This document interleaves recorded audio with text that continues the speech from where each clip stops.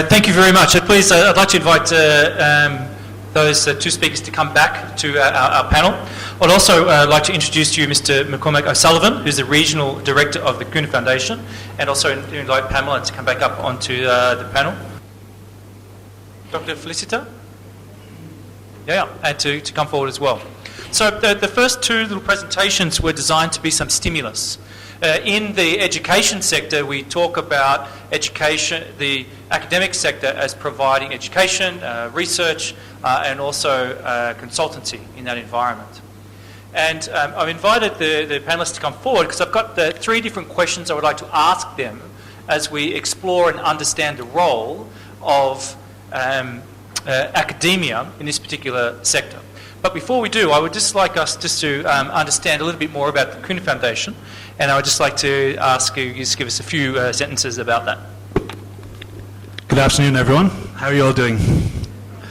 Thanks for the introduction, and thanks to Pam for having us here at this summit. It's a really worthy summit. I think we need to have a lot more of these in East Africa to get the ideas flowing and to get people talking about the key issues in this topic. So I'll just quickly introduce my organization. So I work for Help Logistics, which is a program of the Kuna Foundation.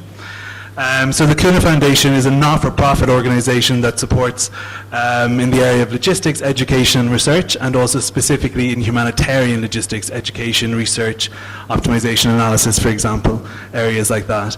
Our HQ is in Switzerland, and we also have offices in Singapore and in Oman, and we're currently opening our office here in Nairobi. So we're very new in terms of our direct presence here in East Africa, although we have worked on projects here for a good number of years. We primarily work with NGOs, INGOs and UN bodies and research institutions as well, specifically on humanitarian supply chain topics. So yeah. Hold that microphone. Sure. So I've got three questions for our panel members. The first one is, we'll just do one at a time, what research skills and management competencies are needed by supply chain professionals to meet the current supply chain challenges? What research skills and management competencies are needed to meet current supply chain challenges? And again, in the interest of time, I would just like to ask each panel member just to give a couple of sentences that describes their perspective on that.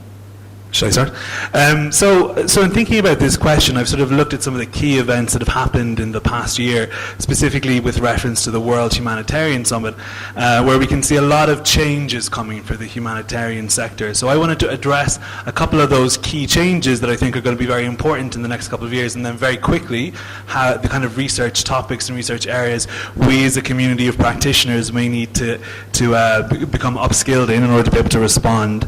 So the first one very quickly is cash, and I think we're all very aware in the humanitarian logistics community of this cash programming that's on the other side of us. And I think for some of us, sometimes we consider it to be a bit of a risk. I mean, what happens if there's more and more money that goes towards cash programming? What happens to our international, invaluable humanitarian supply networks that are critical whenever there's an emergency? So I think if we look towards models like the cash and markets models that was developed by Oxfam, the logistics cluster, what we can actually see is that people are talking about a spectrum in which humanitarian response moves from the traditional in-kind logistics response that we're all very familiar with to more innovative cash programming areas. But in this system, what's really interesting is that cash and logistics are seen as complementary parts of the same network. So if we start to think of ourselves in those terms, we can start to see that there's actually a lot of scope for us to start developing our skill set. So if we start to think of these markets as systems that we need to protect and engage in, then I think some of the key research skills are around analysing market routes, analysing market actors and agents, and being able to understand indicators associated with market health in relation to the kind of current time and as you know, in case something happens, in case there's a crisis or disaster, how we need to respond to that. And then very quickly as well, I think there's been a massive call over the last couple of years for the humanitarian sector in general to increase the proportion of funding that goes towards the downstream part of our supply chain. I think the call at the World Humanitarian Summit was for it to move from less than 2% of funding to 20% of funding for local NGOs by 2020. And so that's a huge potential change in our network. And if we consider that most of our supplies actually move through some very large, globalized, centralized systems, the kind of supply chains you see in WFP and UNHCR and UNICEF, then there's a potential sea change that might happen there, where we start to see these systems have to change in response to this reallocation of funding. So I think when we look at what that means for us, we need to start asking ourselves, what does this mean? Does it mean we're going to need to decentralize our systems? Are these systems going to open up? And so for us to be able to respond in a way that enables a smooth transition, I think we also need to start increasing our understanding as a community of practitioners about some of the kind of theoretical areas that are really going to come to the fore in any discussions about that. So supply chain flexibility, agility, lateral integration. So for example, we may be looking at a call from donors for us to integrate our warehousing and distribution networks more, and for us to work within a system like that. And so when we talk about management competencies, I think we need to understand what that might be like for us. I think we can all agree that we love when we come together in these events and we can talk about our common issues and our common problems, but we don't do this enough. So if we were to imagine us as a group in a situation where suddenly we have to share our kind of back office logistics functions, our warehouses much more closely, how would we do that? And I think there's a lot of theories and there's a lot of kind of operations research out there specifically around participatory management. I think I've noted some goal-setting theories or collaborative game theory modeling that we can start to look at to facilitate that process.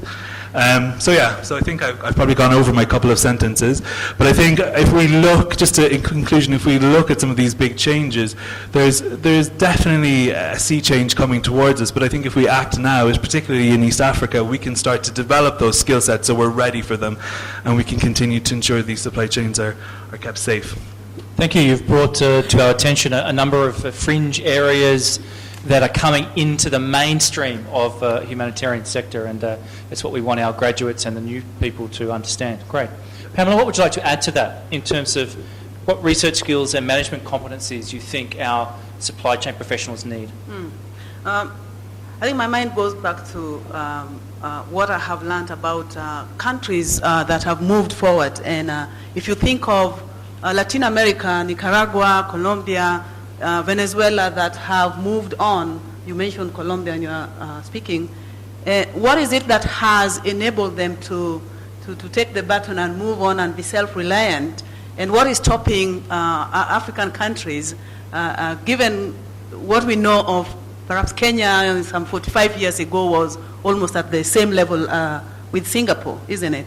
And here we are, we're still dependent on aid, and we have our supply chains sometimes falling apart. If you cast your eyes on what just happened recently in West Africa with Ebola, and the weak health systems there, and the weak supply chains, and lack of technical competence.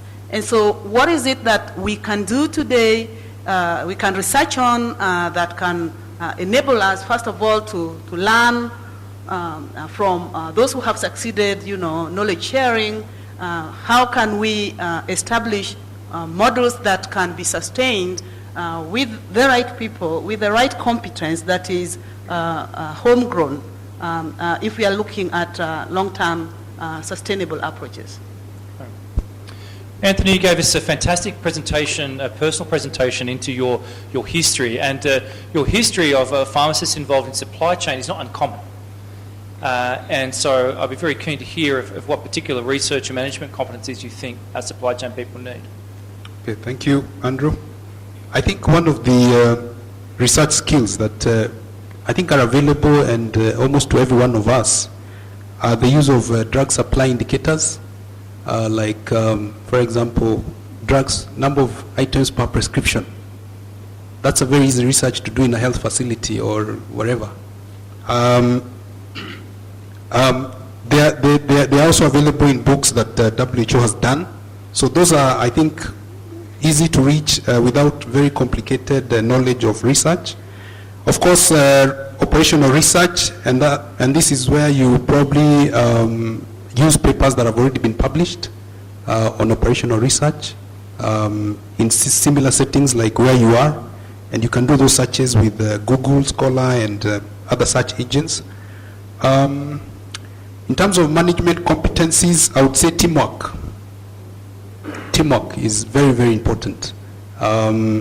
Because a pharmacist cannot work alone. He needs a supply chain person, he needs a procurement person, he needs a finance person. So cultivating the culture of teamwork and cross-functional teams, where you're able to work cross-functionally across departments rather than working through siloed departments.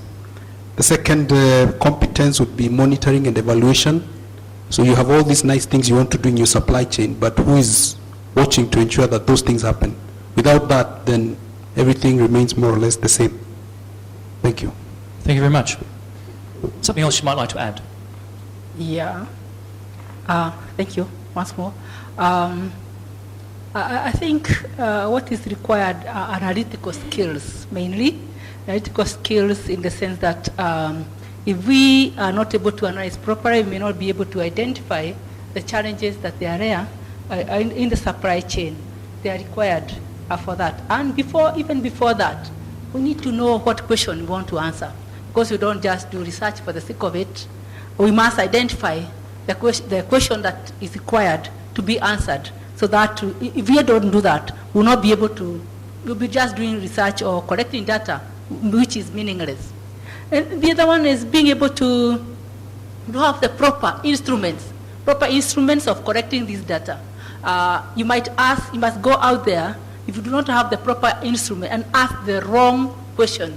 With the wrong question, then you get the wrong answer, and therefore you'll not be able even to answer the question that you're about to go about. And then the next thing is to be able to write persuasively, to be able to give a report, a persuasive report, because the report is for other users who are going to make decisions. You may not be the one who is going to make decisions. You're going to disseminate this information, because after doing the research, you disseminate the decision, the results. You must be able, the researcher must be able to write persuasively in order to be able to reach the people who are going to use this research. And finally, that research itself is included in the work in the supply chain. The research, so that it does not die. There's continuity. There's sustainability. And about the management and the competencies, I believe there will be need for teams to meet, teams in the supply chain to meet, so as to know